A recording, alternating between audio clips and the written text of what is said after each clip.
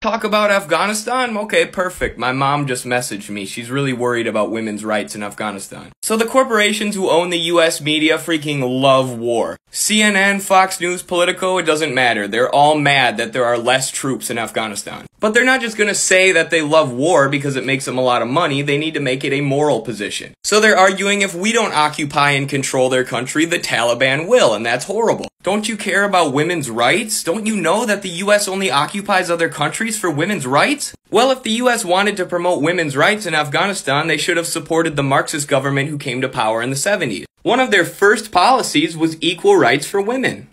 See, but they didn't do that. Instead, they backed and funded Osama bin Laden and the Mujahideen who were fighting against the communists. Look, here's when they called Osama an anti-Soviet warrior, putting his army on the road to peace. But actually funneling money into extremist groups did not put the country on the road to peace. Their country was destabilized and thrown into chaos until the US invaded 20 years later and turned them into a neo-colony. So now as the US withdraws in a country we helped to destabilize, there's a power vacuum created and groups like the Taliban look to take the US's place. So the answer isn't to continue occupying the country, the answer is to stop invading countries and destroying them so you can steal their oil. Just kidding, they won't do that, which is why we need socialist revolution.